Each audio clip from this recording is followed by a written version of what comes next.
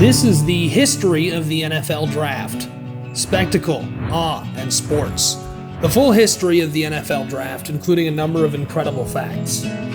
In the first 69 drafts, 15 Hall of Famers were selected with the number 1 overall pick. The best stretch of number 1 picks came between 1964 and 1971. 3 of the 8 selections were elected into the NFL Hall of Fame, including Ron Yeri, O.J. Simpson, and Terry Bradshaw. 4 of the others made the Pro Bowl, and the last one, Jim Plunkett, quarterbacked 2 teams to a Super Bowl title and was the game's MVP once. In the early 1930s, Stan Kostka had an incredible college career at the University of Minnesota as a running back, leading the Golden Gophers to an undefeated season in 1934. Every franchise in the NFL wanted to sign him, but since there was no draft, savvy Stan did the smart thing and he held out for the highest offer. Well, a free agent, Stan kept busy, even running for mayor of Inver Grove Heights in Minnesota. Stan's 9-month NFL holdout succeeded and he became the league's highest paid player, signing a $5,000 contract with the NFL team in Brooklyn, New York on August 25th of 1935. As a response to the bidding war for Kostka, the NFL instituted the NFL Draft in 1936. Players signed with teams that offered the most money, or if the money being equal, players chose to sign with the most prestigious teams at the time, who had established a winning tradition. As a result, the NFL was dominated by the Chicago Bears, Green Bay Packers, New York Giants, and Washington Football Team. Eventually, the ownership of the franchise teams became convinced the only way for the NFL to have enduring success was for all teams to have an equal opportunity to sign eligible players.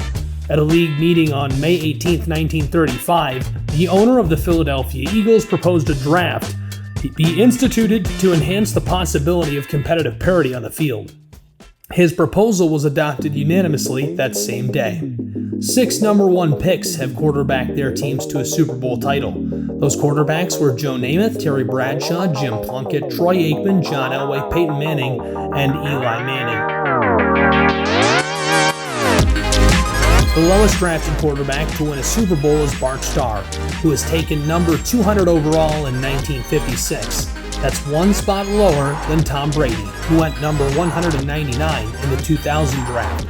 Then there's Kurt Warner, who wasn't drafted at all in 1994 and went on to win a Super Bowl 6 years later. The first NFL draft began at Ritz-Carlton Hotel in Philadelphia. That was on February 8th of 1936. 90 names were written out on a blackboard in the meeting room from which the teams could choose. As no team had a scouting department, the list was created from either print media sources, visits to local colleges by team executives, or recommendations to team executives. The draft would last for 9 rounds and had no media coverage. The first player ever selected in the draft was Jay Berwanger. The draft was recessed on the first day and continued and finished on the next day. Art Rooney, owner of the Pittsburgh Steelers, chose Byron White in the first round of the 1938 draft, despite White's known public declaration he would not play professional football and would instead begin work on his Rhodes Scholarship. White, however, did agree to play for the 38 season after Rooney publicly gave him a guaranteed contract of $15,000, double what any other player had ever made in the NFL. In 44, the Eagles used their 20th round pick on Syracuse fullback Norm Michael, but Philadelphia was unable to contract him because he'd enlisted into the Army soon after college.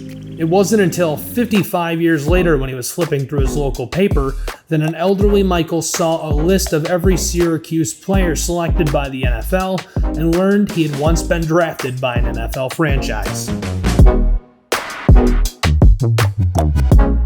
The 1960 NFL Draft marked a turning point in the draft's history because of the pending arrival of the American Football League, as it became a high-stakes competitive affair.